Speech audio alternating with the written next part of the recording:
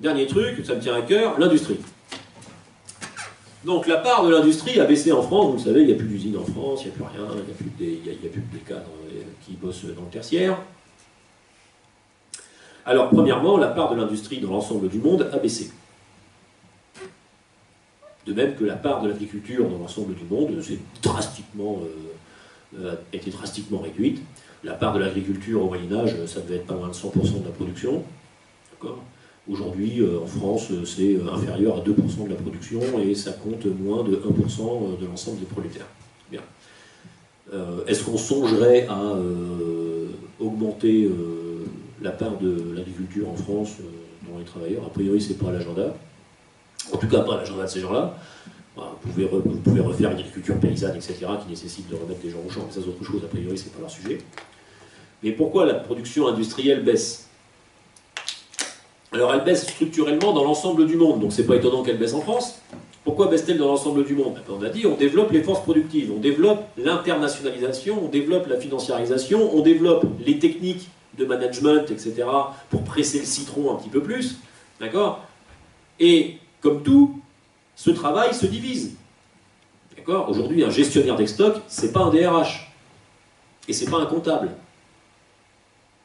Et c'est pas un gestionnaire de portefeuille. Et c'est pas un... Alors, un gestionnaire de portefeuille en matière première, en machin, bref, je vous le fais pas. Enfin bref, aujourd'hui, même dans ces métiers-là, tout est divisé. Puisque vous développez les forces productives, que vous développez l'internationalisation, que vous développez la financiarisation, vous êtes nécessairement obligé de développer le secteur tertiaire. C'est quoi le tertiaire? Les transports, communication, gestion en tout genre, gestion des stocks, gestion des ressources humaines, gestion de je sais pas quoi. D'accord? Forcément. Puisque ça se développe internationalement, que ça prend une importance de plus en plus grande, vous êtes obligé de développer beaucoup plus vite le secteur tertiaire que le secteur secondaire. D'autant plus que ce que l'on comptait dans le secteur secondaire avant faisait partie intégrante de ce qu'on appelle aujourd'hui le secteur tertiaire. Je prends toujours cet exemple qui est un peu désuet, mais enfin, il vaut ce qu'il vaut, enfin je pense qu'il est parlant.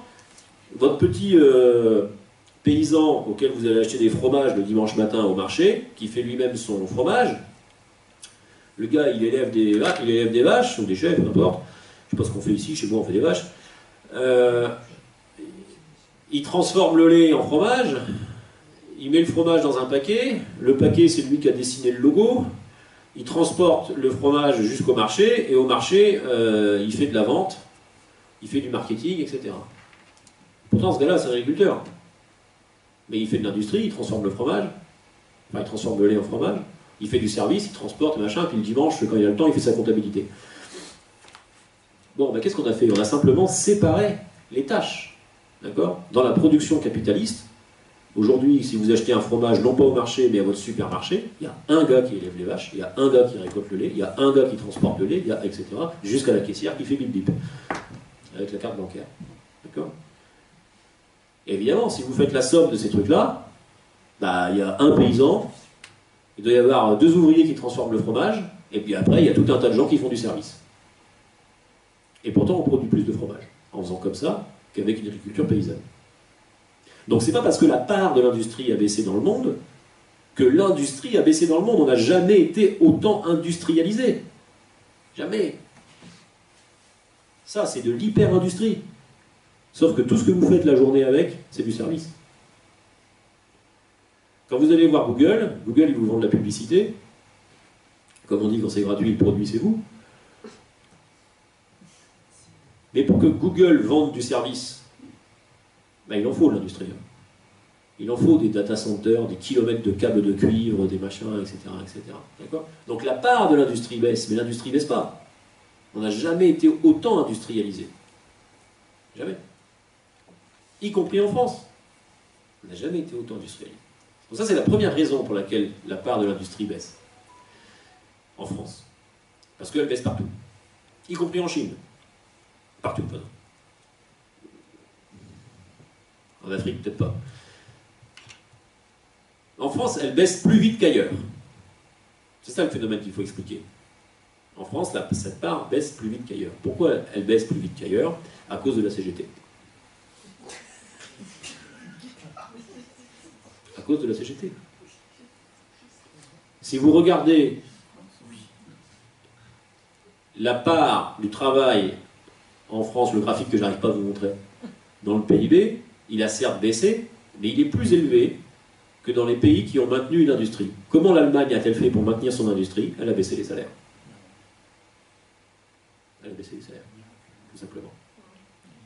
Aujourd'hui, dans le capitalisme mondialisé, premièrement, la part de l'industrie dans le monde baisse, et deuxièmement, l'industrie a le loisir de se localiser où elle veut. Autrement dit, quand le MEDEF vous dit, si vous voulez des usines, il va falloir baisser vos salaires, il a raison. Il n'y a pas d'autre moyen de faire. En jouant le jeu capitaliste. C'est quoi le capitalisme? C'est je possède mes capitaux, donc j'en fais ce que je veux. Hein, vous possédez votre stylo, ce stylo il est à moi, je peux le casser, je peux l'utiliser, je peux faire ce que je veux. Donc je le mets où je veux.